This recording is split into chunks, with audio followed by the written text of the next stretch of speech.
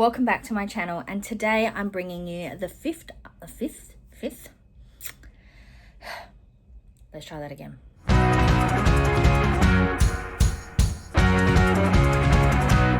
Welcome back to my channel, and today I'm bringing you the fifth update for my Pan More with Feeling project Pan. This project was inspired by Jessica and Amanda, who I'll have linked down below, who have been doing a project called Pan Interrupted, which focuses on the television show Supernatural and panning an item per every episode of that show. This project is the same thing, but utilizing the television show Buffy the Vampire Slayer. And considering at the time of filming this that there is currently talks about a revitalization of that show, which will also star Sarah Michelle Gellar, I am quite excited. However, there's been talks about bringing this show back in lots of different forms over the last few years since the show ended, including a spin-off that featured Willow and /or Spike, as well as a recreation similar to what they've done with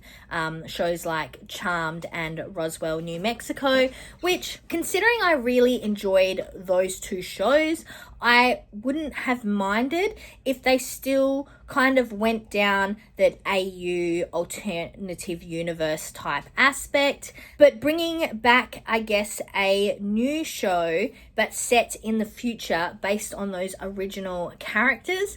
I'm super excited to see that too. I'm unsure how that will work in relation to the comic book series, which then does continue the show on after the show originally aired. And for anyone who reads those comic books, I personally haven't read all of them, so I can't really comment too much, but I know it does have a nice wrapped up little ending from my understanding at the end of the comic book series. Please correct me if that is not correct down in the comments.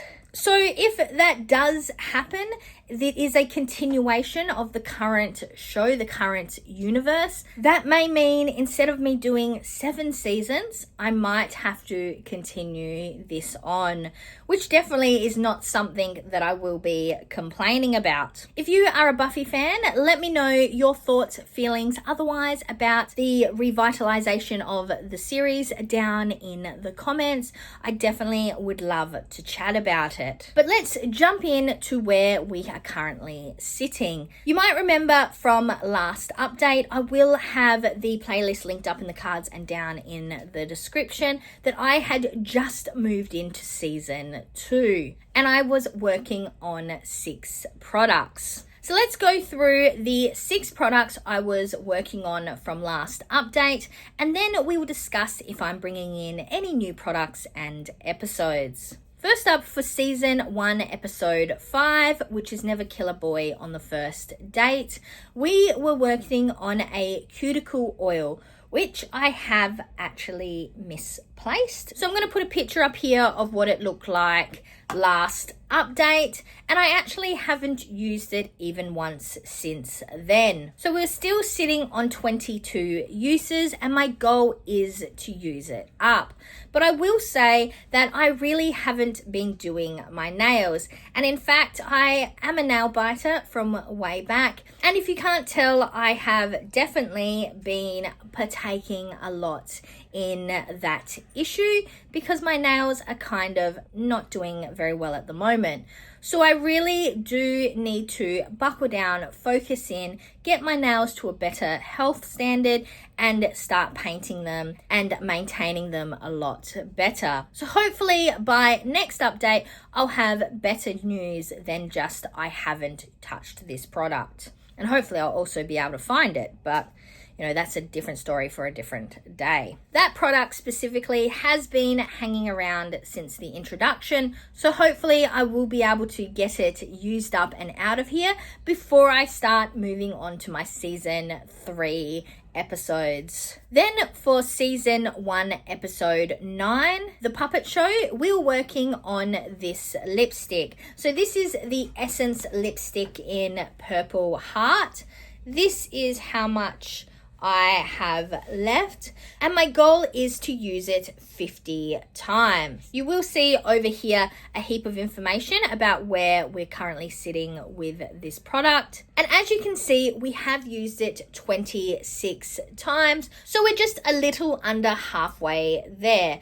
This is the lipstick I'm wearing today, and I do enjoy it. And I'm happy that I did manage to use it 20 times since the last update. For season 1, episode 10, which is called Nightmares, we rolled in this Exona anti-aging, anti-wrinkle and firm sleep mask. Originally, my goal was to use this up completely. However, after reading what it says here on the back of the packaging, it actually says that I should only be using this once or twice a week. So this is how much I have left in here. When I brought this into the project originally, I was under the impression that it could have daily usage, which is what it said here on the back of the box.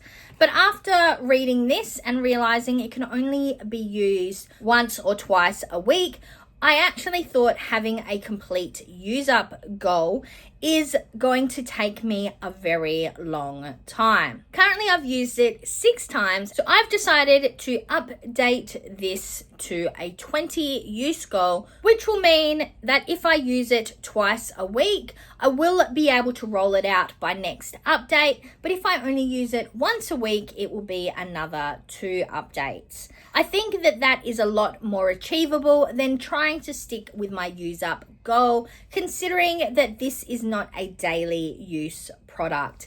And I don't want it to be hanging around in this project for so long, as I would like to see movement continue to happen. And I already have that cuticle oil, which is definitely something that I'm going to have in for the long haul. Then for season 1, episode 11, Out of Mind, Out of Sight, I rolled in this MCO Beauty Instant Erase Concealer. It brightens and corrects.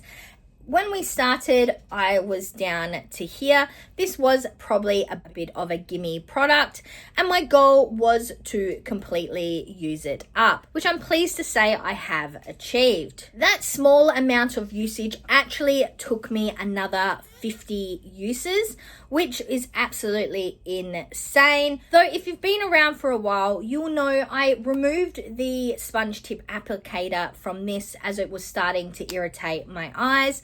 And I do think towards the end of this usage, the product itself was also starting to irritate my eyes. So I'm really happy I was able to get it used up before I had to declutter it. So this episode will be rolling out, and we will be rolling in 1 new episode. For the last episode in season 1, which is episode 12, Prophecy Girl, we rolled in this XX Revolution The Matrix palette. This is Trinity Luxe.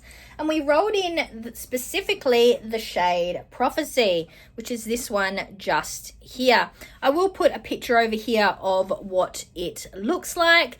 My goal is to hit pan. Currently, I've used it 47 times, and there is a bit of a dip in here, but we're not yet hit pan. So hopefully I'll be able to do that by next update. I am currently wearing this shade in my inner crease area at the moment, and that is how I'm really enjoying to use it. It brings something different to all of my looks, something that I wouldn't have previously tried if this shadow wasn't rolled in to this project. So I'm really happy with the use I'm getting out of it, and considering I hadn't yet started a lot of my other projects, a lot of my other eyeshadow projects, I've actually managed to use a lot of the shadows in this palette as a whole, as well as Prophecy, which I'm really happy about as well. As like I said in last week's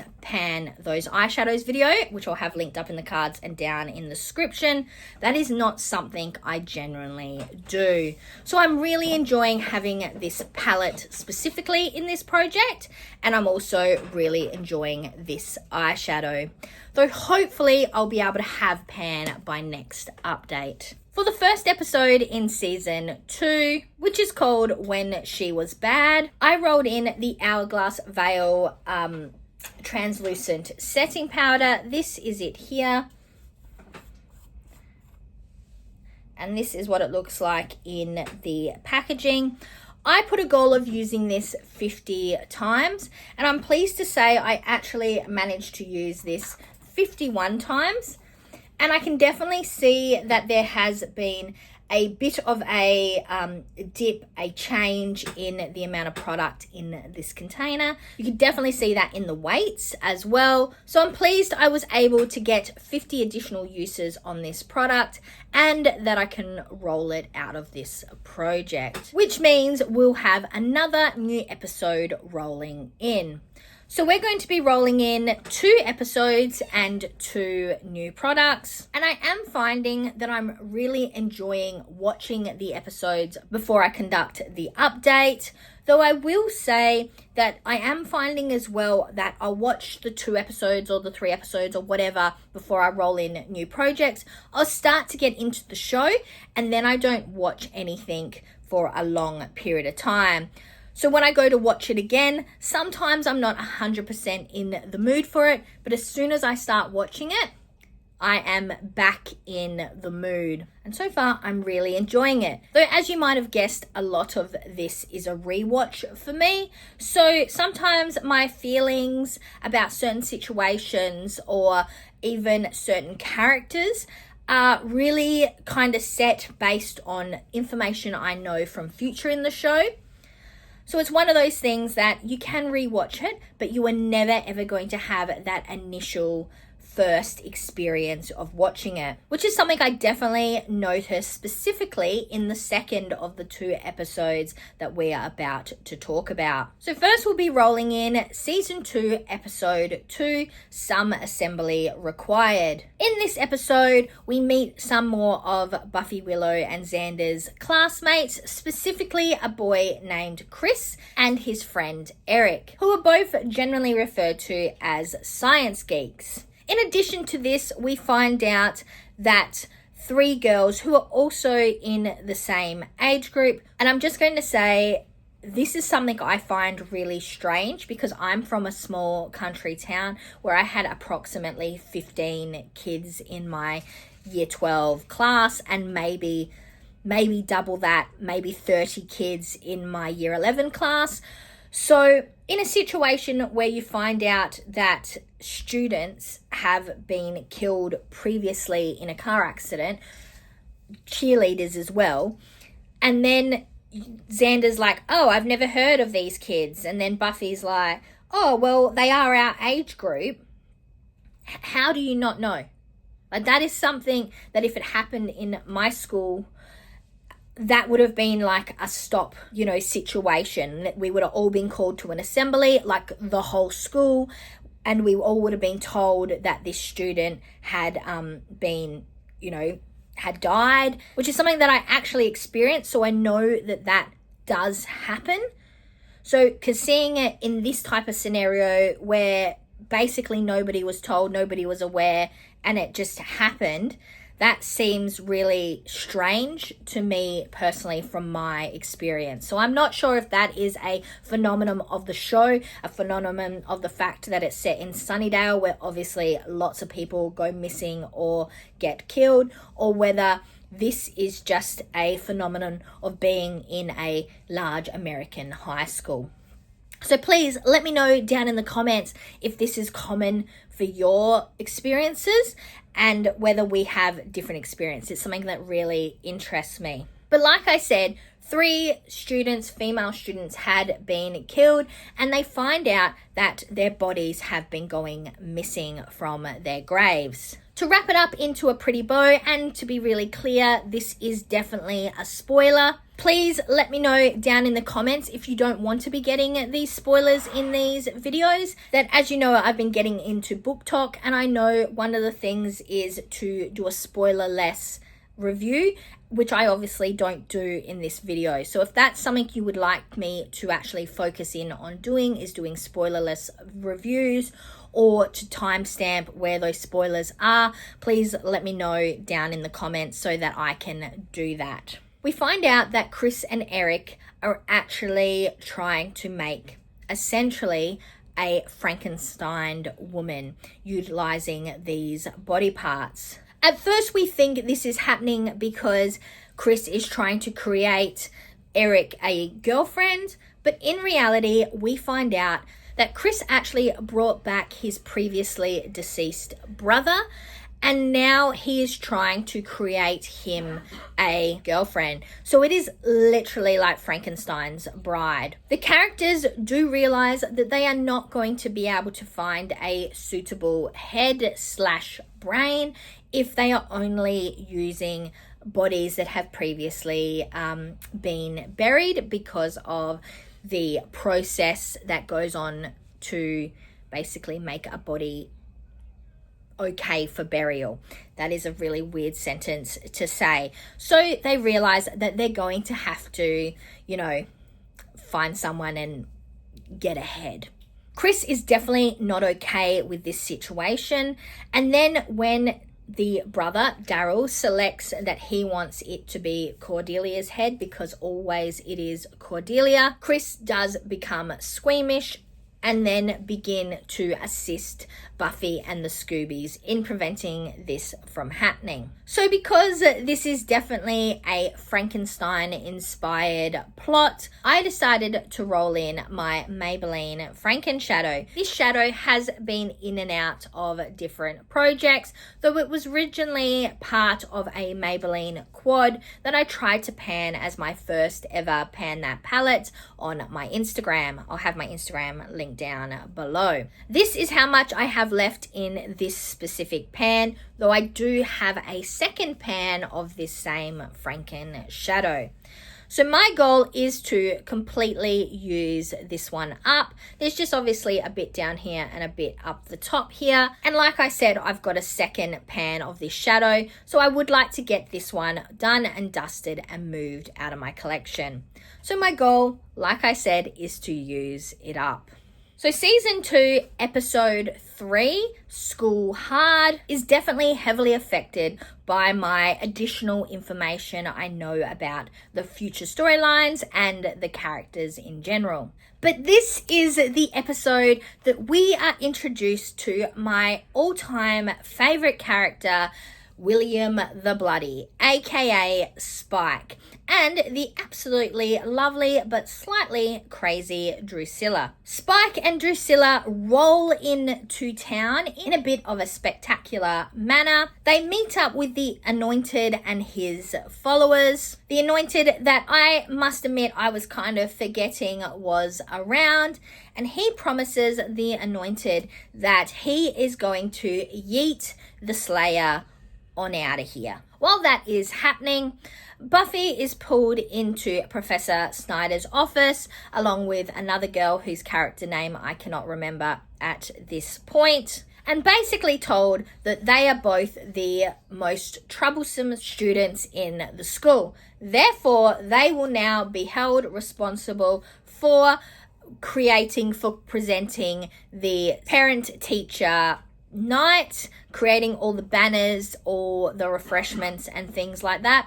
Also, that's not how we do parent-teacher night, so this is also a different experience for me with banners and things. Like, no, we've got set interview times. You show up, you have your interview with your teacher, and then you go on to the next one. There is no refreshments, no snackies, none of that. So Buffy is there trying to study, trying to create this fantastic parent-teacher night, trying to sort out her weird on-again, off-again relationship she got going on with Angel, and also trying to prevent her mother from finding out that she is maybe not the best student. The parent-teacher night is on Thursday night, and supposedly Saturday night is meant to be another one of those weird planets aligned type situation that vampires would be given more power. So she is under the impression,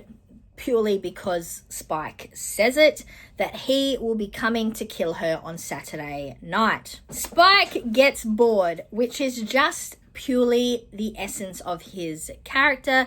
He gets bored, decides, nah, we're doing this now, and he rolls into the school with a heap of goons to take the Slayer out. Well, Buffy is sneaking around the school trying to downsize the number of vampires and make sure her friends, her fellow students, and specifically her mother get out safe. All is well, and Spike is stopped from making his plan happen because of Joyce, Buffy's mum, who smacks him on the head with an axe. I think this is the first time within the season that it is verbally said how much Buffy and the fact that she has friends and family really affects her ability to be the Slayer, and that she is not alone in these fights. Because when Spike goes back to Drusilla to basically say, I failed, this is what happened, he says something about the Slayer having friends and family. I think this is a really poignant point in the show because we are made aware that Spike has defeated 2 Slayers in the past. So he's definitely a bit of a big bad. But like I said previously, because I've already watched this show and have an understanding of what's going to happen, certain things don't probably give me the same concern or worry or excitement because I know the truth of the situation.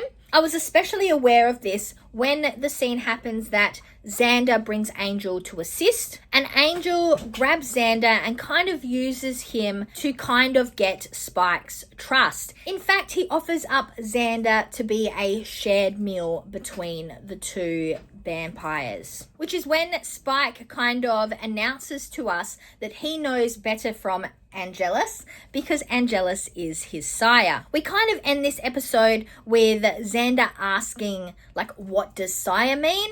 And I think that if I didn't already have that understanding, I would have been really worried during those scenes that maybe Angel was lying and he really wasn't as good as we thought he was. But because I already know what's going to happen and where Angel sits on his goodness level at the moment, I wasn't worried at all. But that scene is what helped me select the product that I'm going to be working on in relation to this episode.